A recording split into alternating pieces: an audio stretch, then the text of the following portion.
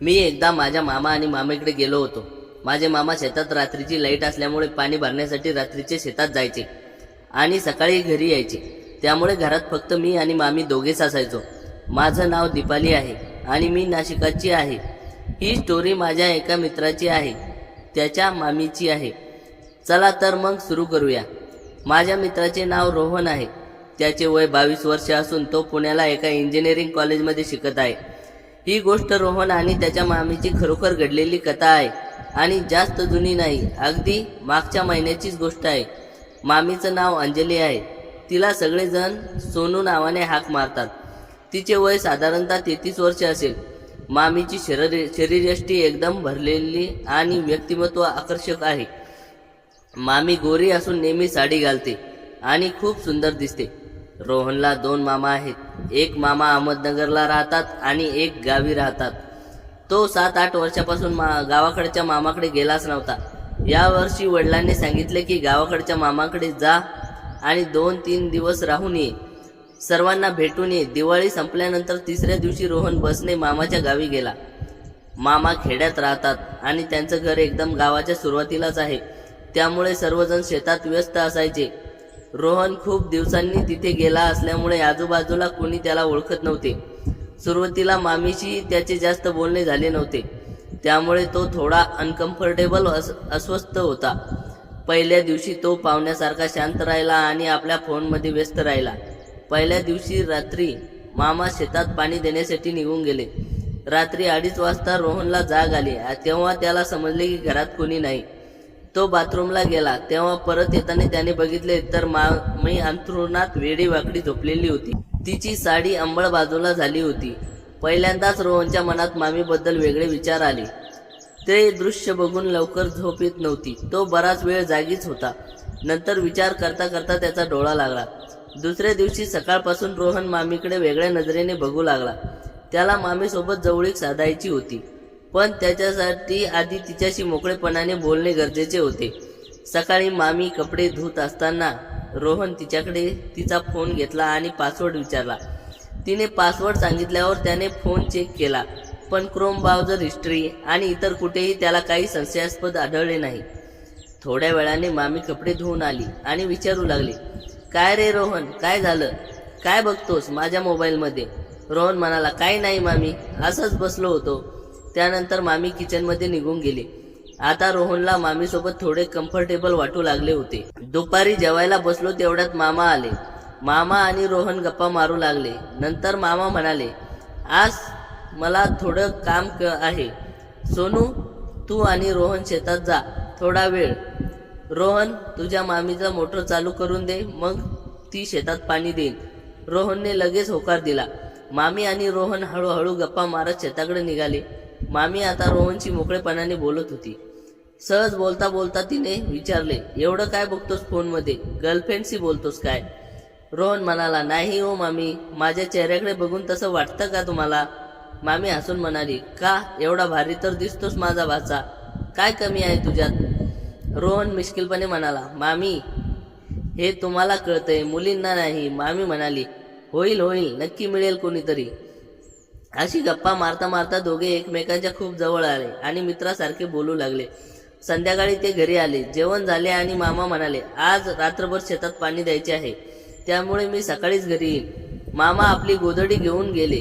घरात मामी, तिचा लहान बाळ आणि रोहन असे तिघेच होते. मामीने बाळाला झोळीत निजवले आणि स्वतः रोहनच्या शेजारी असलेल्या बेडवर झोपायला आली.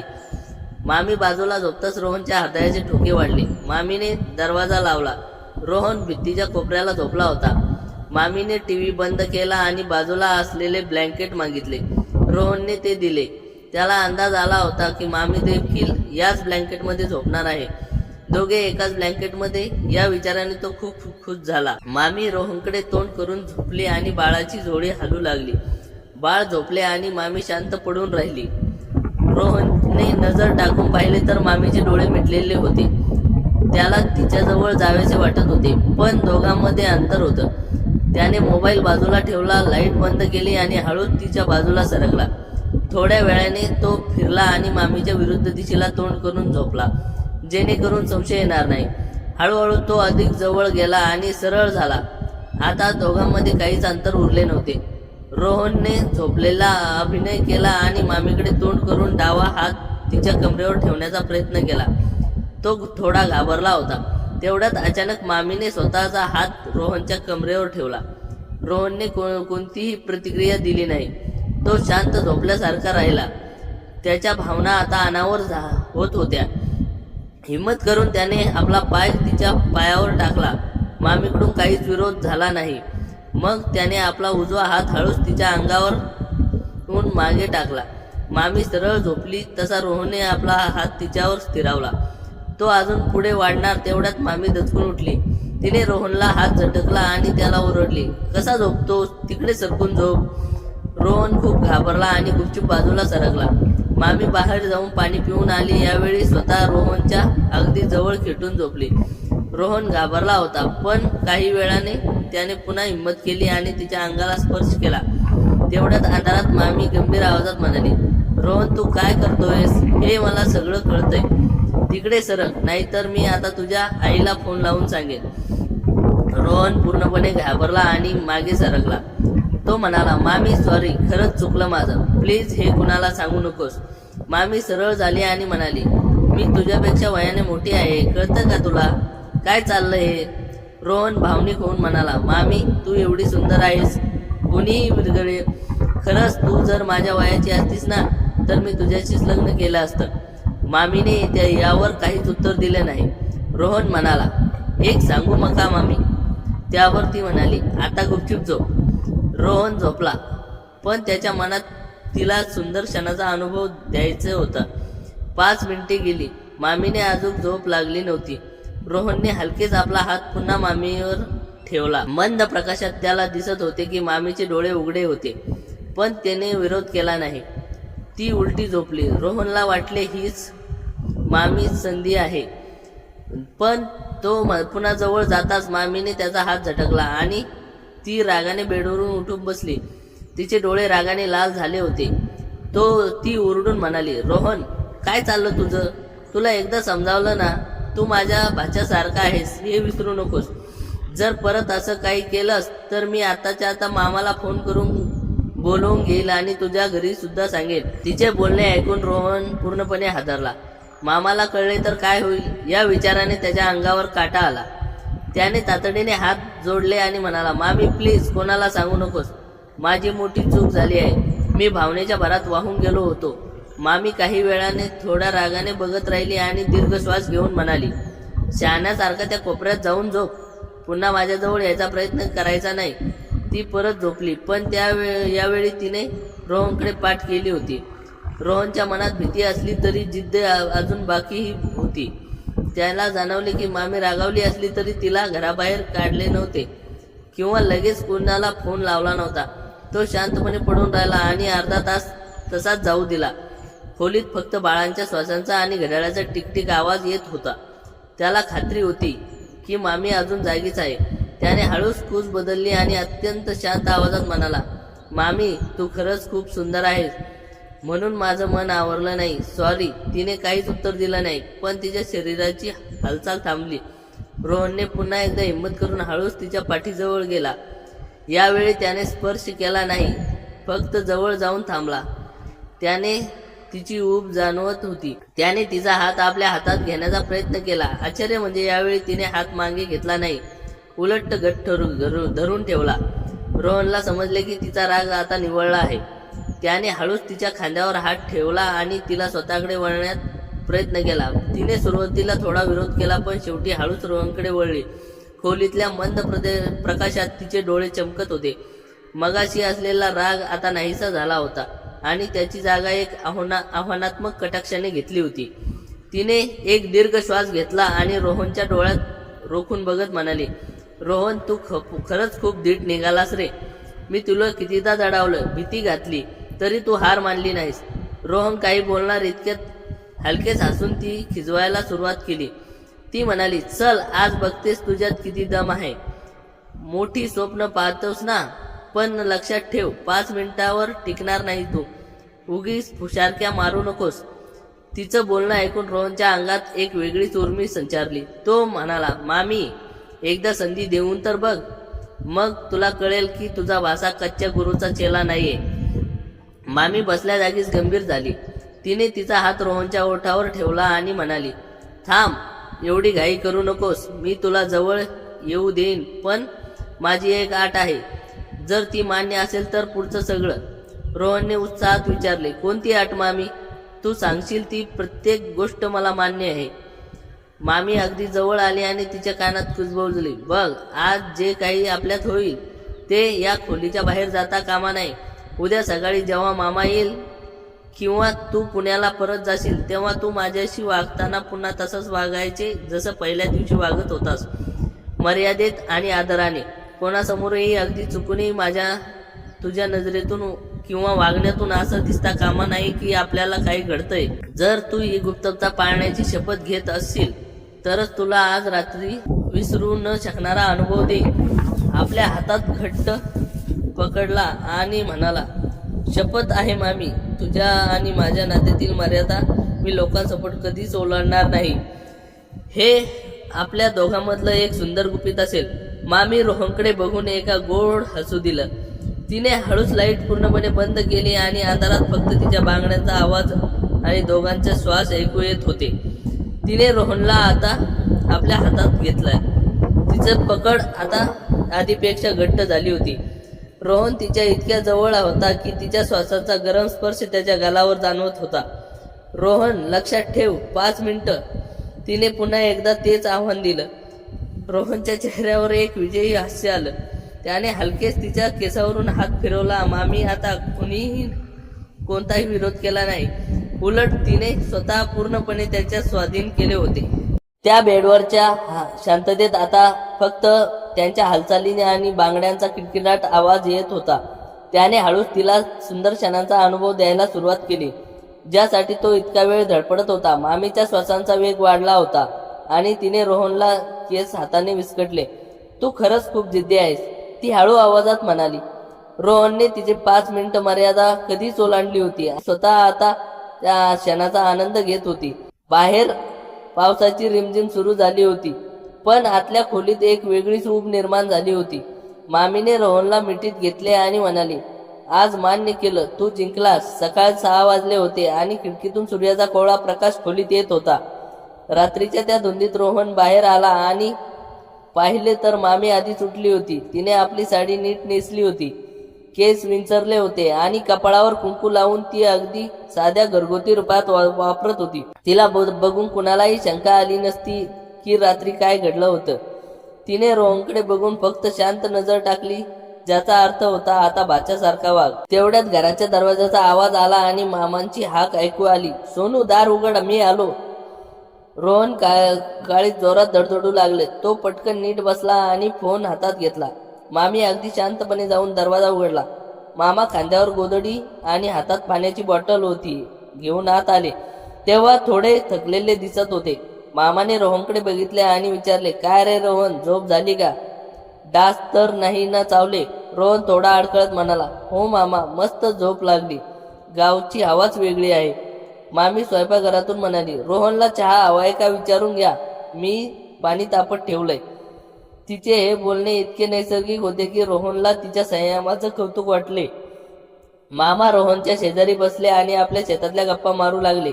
मामी चहा घेऊन आली तेव्हा तिने मामाला चहा दिला आणि रोहनकडे बघून म्हणाली, घे रे रोहन, चहा घे आणि आवरून घे. आज तुला मामासोबत दुसऱ्या रानात जायचंय ना?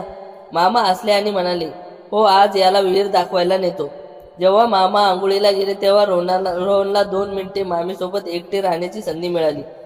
तो हळूच तिच्याजवळ गेला आणि म्हणाला, मामी, तू खूपच भारी ऍक्टिंग करतेस. तिने मागे वळून पाहिले आणि त्याच्या ओठ्यावर एक मिस्किल हसू होते. ती जवळ आली आणि दबक्या आवाजात म्हणाली, अट विसरला नाहीस ना? जे झालं ते इथेच संपलं. आता तू माझा लाडका भासा आहेस आणि मी तुझी मामी. शहाणासारखा वागलास तर पुढच्या वेळी जेव्हा येशील तेव्हा विचार करेन. तिच्या शब्दांनी रोहनला समजले की मामी ही परिस्थिती किती हुशारीने हाताळली आहे. त्या दिवशी दिवसभर मामासोबत वावरताना रोहनच्या मनात फक्त रात्रीच्या आठवणी गुंजारत होत्या, पण मामीच्या चेहऱ्यावर मात्र एक थेंबरही खून नव्हती. दुपारी जेवताना मामी रोहनच्या आवडीचा बेत केला होता. मामा कौतुकाने सांगत होते, बघ रोहन, तुझ्यासाठी मामीने सकाळी लवकर उठून हे सगळं केलंय. रोहनने मामीकडे पाहिले. तिने डोळे मारल्यासारखे केले आणि तो मनातल्या मनात हसला. दुपारचे जेवण झाल्यावर नंतर मामा शेतातल्या कामामुळे थोडी डुकली लागली. मामा हॉलमध्ये झोपले होते आणि मामी स्वयंपाक घरात भांडी घासण्याचे काम करत होती. रोहन हळूच उठला आणि पाणी पिण्याच्या बहाण्याने स्वयंपाकघरात गेला. मामीने मागे वळून पाहिले आणि हळूच आवाजात म्हणाले, रोहन, वेडेपणा करू नकोस, मामा इथे झोपले आहेत. रोहन तिच्या अगदी मागे जाऊन उभा राहिला आणि तिच्या कानात कुजबुजला, मामी, रात्रीची ती आठ मी पाळतोय, पण तुझं ते 5 मिनिटाचं चॅलेंज मी कसं हरवलं हे विसरशील का? मामीचे हात भांडी घासताना क्षणभर थांबले. तिने मान थोडी तिरकी केली आणि रोहनकडे पाहत मिश्किलपणे म्हणाली, हो रे बाबा, मान्य केलं, तू खूप धीट आहेस, पण आता पुण्यातला जायची वेळ झाली आहे. आई वडिलांना काय उत्तर देशील जास्त वेळ राहिला तर? रोहन म्हणाला, मामी, मला अजून 1 दिवस राहायचा आहे. मी घरी फोन करून सांगतो की बस मिळाली नाही. मामीने पाण्याचे हात पुसले आणि त्याच्याकडे गंभीरपणे बघत म्हणाली, रोहन, जास्त लोभ बरा नाही. जे काही घडतं ते एक गोड स्वप्नासारखं होतं. जर तू जास्त वेळ थांबलास आणि मामांना काही संशय आला तर आपल्या दोघांना अडचणी होईल. तुला खरंच माझी काळजी असेल तर तू आज संध्याकाळी निघून जा. तिच्या बोलण्यात काळजी, प्रेम दोन्ही जाणवले. तेवढ्यात मामाची हालचाल झाली आणि दोघेही सावध झाले. मामांनी लगेच मोठ्या आवाजात म्हणले, अरे रोहन, डब्यातले पाणी संपलंय काय बघ बरं. रोहन समजून गेला की आता निघण्याची वेळ आली आहे. त्याने आपली बॅग भरली. ते मामा त्याला बसस्टँडवर सोडायला आले. निघताना मामी दारात उभी होती. तिने निरोप देताना त्याच्या हातात एक डबा दिला आणि डोळ्यानेच खून केली. बसमध्ये बसल्यावर रोहनने डबा उघडला तर त्यात पोळीसोबत एक छोटी चिठ्ठी होती. त्यावर मामीने लिहिले होते, पुण्याला गेल्यावर अभ्यासावर लक्ष दे आणि पुढच्या वेळेस सुट्टीत नक्की ये, पण कुणालाही न सांगता. तुझा नंबर बदलला तर कळव. चिठ्ठी वाचून रोहनच्या चेहऱ्यावर एक मोठं हसू आलं. बस जशी गावच्या बाहेर पडली तसे त्याचे मन पुन्हा एकदा त्या रात्रीच्या आठवणीत हरून गेले. काही महिने उलटले. रोहन पुन्हा पुण्याला आपल्या इंजिनिअरिंगच्या धावपळीत व्यस्त झाला. कॉलेज, सबमिशन, लेक्चर्स यामध्ये दिवस जात होते. पण रात्रीच्या एकांतात मात्र त्याला गावच्या रात्रीच्या आठवणी आणि मामीचा तो चेहरा डोळ्यासमोरून जात नव्हता. तो फोनवर कधीतरी बोलायचे, पण मामा आजूबाजूला असायचे, त्यामुळे त्याचे बोलणे नेहमी अनौपचारिकच असायचे. अचानक एक दिवस रोहनच्या बाबाचा फोन आला आणि त्याने एक आनंदाची बातमी दिली. बाबा म्हणाले, अरे रोहन, तुझ्या गावाकडच्या मामांना पुण्यात एका मोठ्या कंपनीत सिक्युरिटी सुपरवायझर जॉब मिळाला आहे. जोपर्यंत त्यांना राहण्याची चांगली सोय मिळत नाही तोपर्यंत 2-3 महिने ते आपल्याकडेच राहणार आहेत.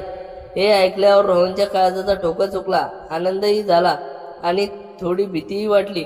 मनात विचार आला, आता मामी चक्क माझ्या डोळ्यासमोर असणार. 2 दिवसानंतर घराची बेल वाजली. रोहनने दरवाजा उघडला. समोर मामा आणि त्यांच्या शेजारी साडीत नटलेली मामी उभी होती. शहरात आल्यामुळे मामी थोडी वेगळा आधुनिक अवतार घेतला होता, पण तिचे भरलेले व्यक्तिमत्व, गोरा रंग तसाच खुलून दिसत होता. मामाच्या हातातल्या बॅगा होत्या. मामा उत्साहाने म्हणाले, काय रोहन, ओळखलंस का आम्हाला? रोहन हसून मामाच्या पाया पडला आणि त्याने मामीकडे पाहिले. मामीने त्याच्याकडे बघून एक नजर टाकली जी फक्त त्याला समजत होती. त्याने नजरेत रात्रचे गुपित लपलेले होते.